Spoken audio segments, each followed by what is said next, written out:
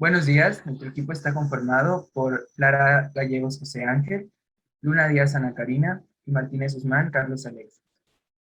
En el presente video vamos a hablar acerca de la historia natural de la enfermedad de la poliomielitis para la materia de microbiología con el docente Jorge Rubén Uchín Rejón. Vamos a comenzar primero con un concepto breve acerca de la poliomielitis.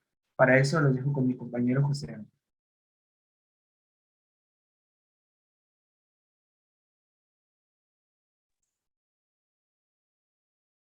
Para iniciar con el tema de la poliomielitis es necesario dar una breve concepto de lo que pertenece a esta enfermedad. La poliomielitis es una enfermedad viral, contagiosa e infecciosa que es producida por el poliovirus.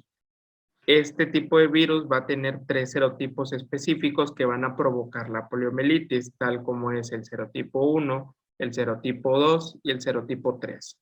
Actualmente, debido a los grandes esfuerzos que se han realizado, solo se tiene la presencia del serotipo 2, lo cual ya es una presencia muy considerable en el avance del control de la enfermedad, ya que como podemos observar, es un proceso infeccioso que ataca la médula espinal y que puede ocasionar parálisis y atrofia muscular. En la mayoría de los casos, no en todos, provoca lesiones en los nervios centrales que van ocasionando dificultades para respirar y en algunos casos la muerte. Como toda enfermedad, la poliomielitis va a tener un proceso antes de, que es el periodo prepatogénico. Así que para continuar, vamos a hablar un poco acerca de este proceso. El periodo prepatogénico de la poliomielitis inicia con la interacción de la triada ecológica, que la vamos a ver un poquito más adelante.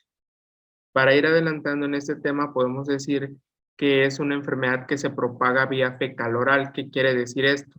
Que las heces infectadas van a contaminar el agua o comida, dependiendo de la gente que esté más cercano, y al momento de realizar este ingreso van a penetrar en los tejidos linfoides del tubo digestivo y van a producir una primera viremia. ¿Qué quiere decir esto? Que van a iniciar con un proceso de propagación del virus sin dar ningún síntoma característico para el paciente. En este van a iniciar una diseminación al sistema retículo endotelial y en él va a presentarse el primer parámetro para que el cuerpo pueda frenar la infección. Si en este caso el cuerpo no logra frenarla, se va a seguir con una segunda viremia, una tercera viremia, pero esto ya es tema de más adelante. Para comprender este proceso a profundidad, los dejo con mi compañero Carlos, que va a hablar de la interacción entre la triada ecológica como componente de transmisión de la enfermedad.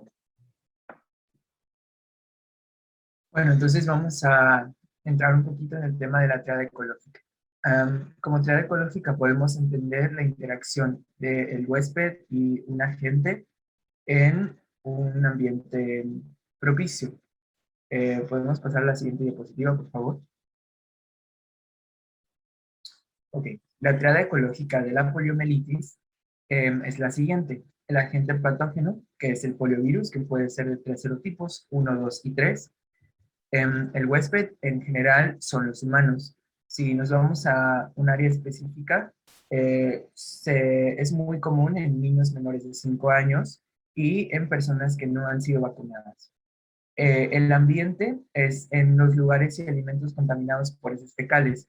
Recordemos que, como dijo Lara, este, este virus se puede transmitir a través de alimentos infectados, pero también hay casos en los que se contagia por vías aéreas, entonces pues entra por aerosoles. ¿Podemos regresar a la primera diapositiva, por favor? Ok, ahora vamos a explicar estos factores de la triada ecológica un poquito más a fondo. Vamos a comenzar con el agente. Y a ver, vamos a explicar un poquito del agente, que es el poliovirus. Alguna información que tenemos es que es de la familia Picornaviridae viroidae y que su género es el enterovirus C. Además de que su especie, pues como podemos ver, es el virus poli o VP. Dentro de su morfología podemos decir que mide de 20 a 30 milímetros de diámetro. También es esférico con simetría icosaédrica y tiene una polaridad positiva. Podemos pasar a la siguiente diapositiva, por favor. ¿Cómo infectan estos virus? Ellos entran a las células infectadas a través del receptor, que es una proteína, que es la CD155, y ahí es donde comienza su ciclo biológico replicativo. Dentro del interior de la célula infectada, el RNA del virus, o el ARN del virus, que es el ácido ribonucleico, se traduce para dar lugar a una poliproteína cuyo procesamiento conduce a las diferentes proteínas codificadas por el virus. Esa es la información que tenemos acerca de la gente. ¿Podemos regresar, por favor, a la primera diapositiva? Ahora, del huésped. Vamos ahora a explicar acerca un poquito más del huésped. Como decía, son en general los humanos y en áreas más específicas son los niños menores a 5 años y personas que no han sido vacunadas. Los factores de riesgo de los huéspedes es viajar a un área donde haya habido un brote de polio recientemente, no estar vacunado y, por supuesto, tener menos de 5 años. Podemos regresar a la primera diapositiva, por favor. Ahora vamos con otro de los factores que influyen dentro de la tríada ecológica, que es el ambiente. El ambiente en general, como yo ya les había contado, es en lugares o alimentos contaminados por heces fecales o en lugares donde pues haya mala higiene. Em, Respecto al mapa, sigue latente, muy latente en Asia y en África, en ciertos países, no en todos, pero en ciertos países hay donde todavía hay brotes de polio, y sobre todo en las regiones tropicales y en las zonas templadas. ¿Podemos regresar a la primera diapositiva, por favor? Entonces los dejo con mi compañera Ana Karina, que les va a explicar un poquito más. No, con mi compañero José Ángel, que va a explicar un poquito del periodo patogénico.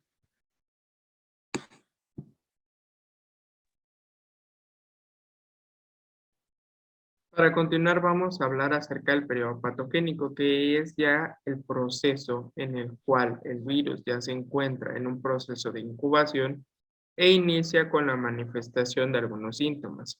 En el caso de la poliomielitis, vemos que al entrar en contacto con el tubo digestivo, como habíamos mencionado anteriormente, inicia con una primera viremia. Ya en el periodo patogénico vamos a encontrar una segunda, que es donde el virus es reabsorbido a través de la sangre y el sistema linfático, iniciando este proceso de infección.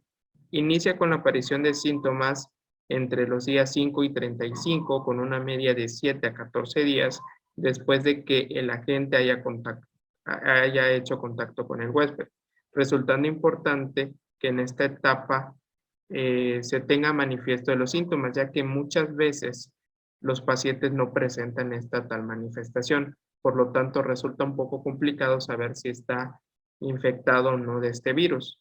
Pero por medio de pruebas que se verán más adelante, va a ser importante que en estos días se tenga el diagnóstico oportuno para este tipo de enfermedad. Continuando con este periodo patogénico, pido regresar a la primera diapositiva, por favor, para hablar acerca del horizonte clínico.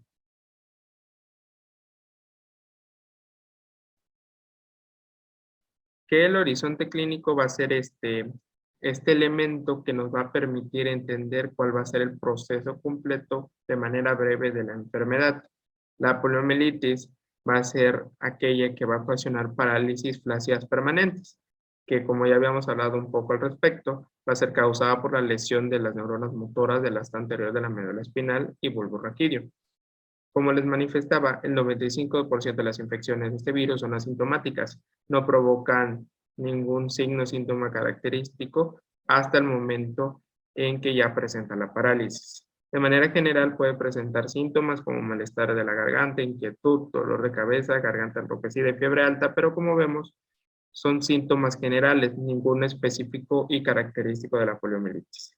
Continuando con el horizonte clínico, le cedo la palabra a mi compañera Ana, que ya nos va a hablar acerca de la evolución que tiene la enfermedad en el hombre.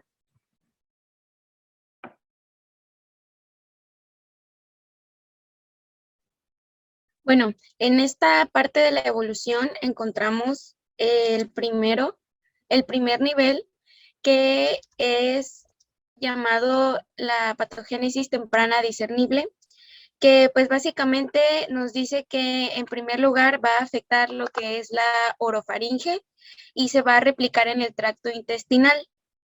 En ambas zonas se invaden los ganglios linfáticos, por lo que producen la primera viremia. ¿Qué quiere decir esto? Que es cuando ya el virus está completamente en la sangre, por lo que el virus se disemina a todo el organismo y los viriones son captados por células del sistema retículo endotelial, del hígado, vaso y los ganglios linfáticos. En segundo lugar, encontramos lo que es la enfermedad ya avanzada, que básicamente es cuando aparece el síndrome paralítico, que pues como su nombre lo indica, te va dejando sin movilidad en tu cuerpo. Y pues es la forma más grave de esta enfermedad. Los signos y síntomas iniciales de la poliomielitis paralítica son la pérdida de reflejos, dolores musculares intensos o llegar a sentir debilidad, extremidades flojas y poco rígidas, lo cual se conocería mejor como parálisis flácida. En tercer lugar tenemos lo que es la cronicidad.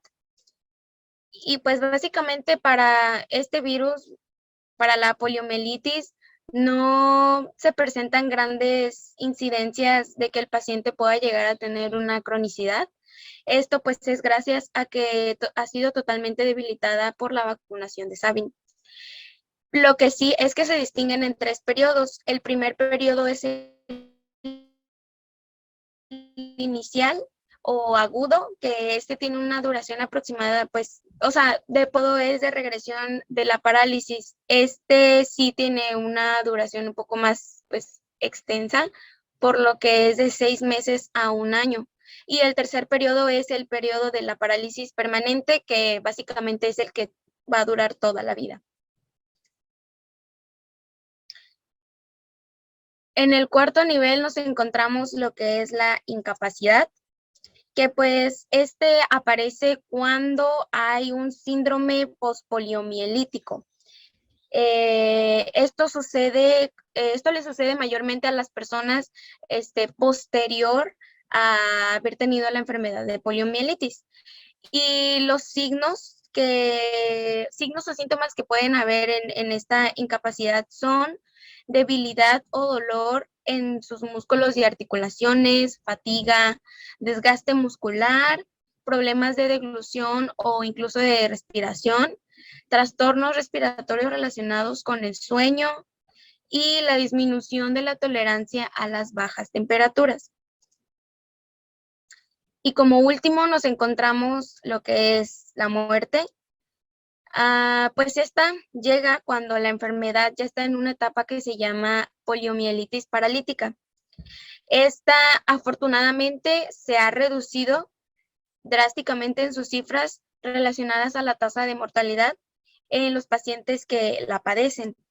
Mayormente la muerte por poliomielitis es más común en los niños menores a 5 años, como había mencionado mi compañero, y tienen una relación de un deceso aproximadamente por cada 200 infecciones.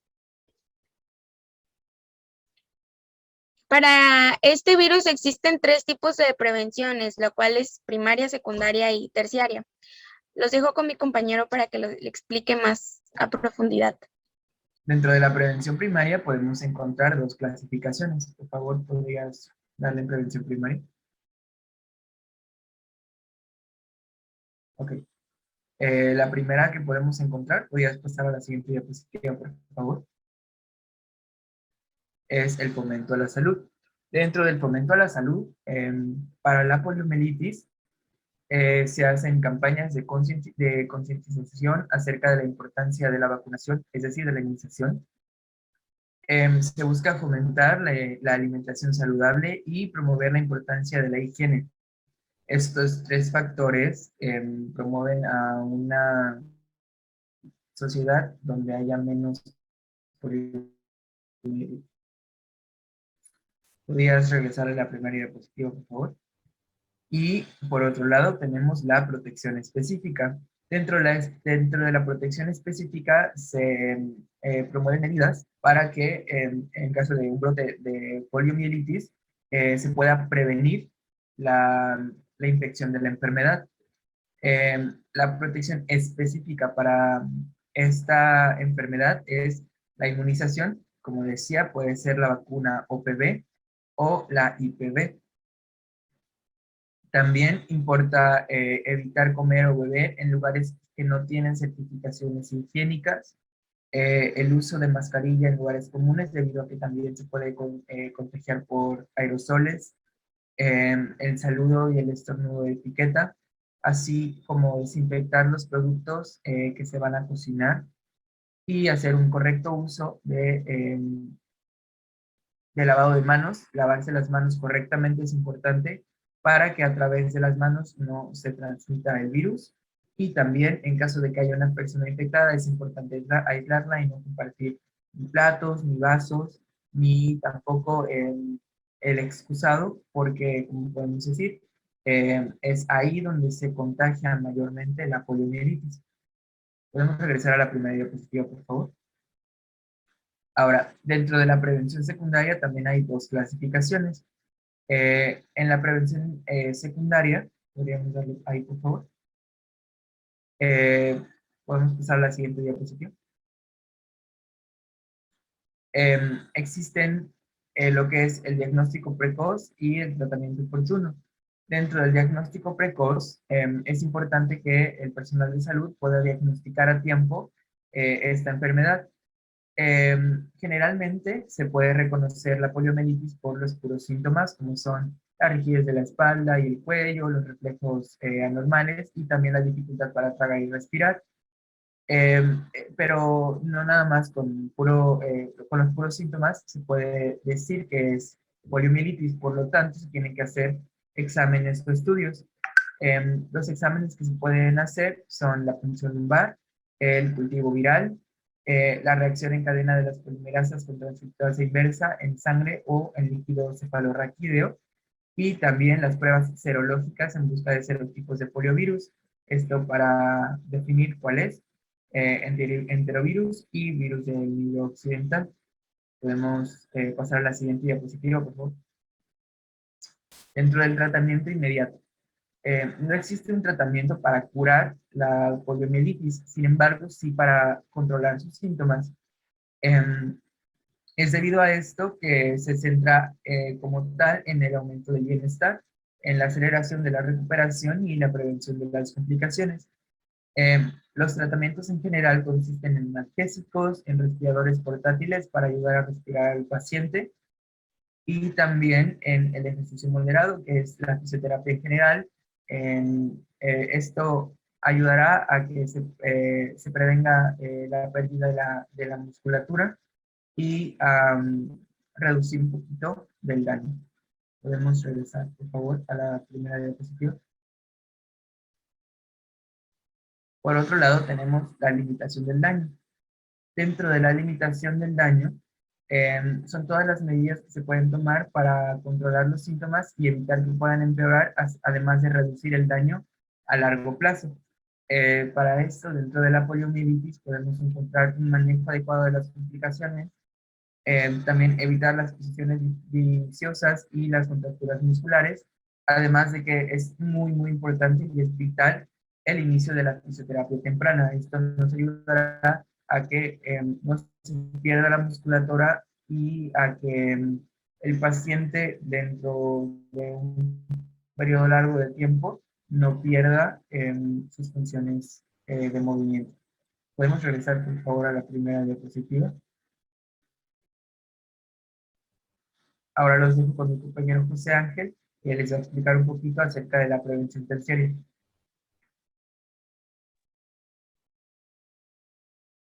Como último elemento de la cadena de los niveles de prevención tenemos a la prevención terciaria, que esta ya va de mano a tratar de regresar a la homeostasis inicial del paciente o a la nueva homeostasis que se adquirió, pero ya con ciertas deficiencias y a través de diferentes elementos que van a ayudar a tratar aquellas incapacidades.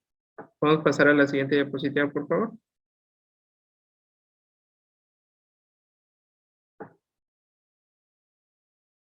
En esta etapa vamos a encontrar la rehabilitación. La rehabilitación de la poliomielitis se da cuando la persona adquiere el síndrome postpolio.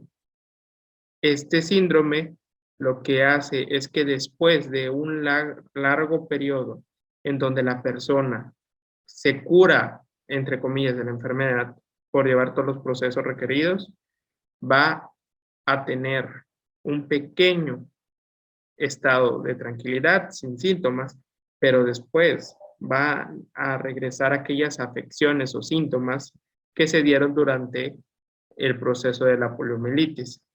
Estos van a poder afectar a miembros que ya fueron dañados en ese proceso o aquellos que todavía no lo han sido. La rehabilitación de la poliomielitis se va a centrar en la realización de fisioterapia, psicoterapia, aparatos ortopédicos, cirugías en defectos corregibles y rehabilitación social. Todo esto para que la persona pueda tener un reintegro a la sociedad y a su medio de trabajo sin ninguna complicación por los posibles efectos que haya tenido la enfermedad y más en específico este síndrome postpolio. Esto sería todo de acuerdo a la poliomielitis, presentando todo el esquema de su historia natural de la enfermedad, y me gustaría que mi compañera pasara a la siguiente diapositiva para presentar las referencias. Y con eso ya concluiríamos nuestra exposición. Agradecemos, vamos a hasta luego.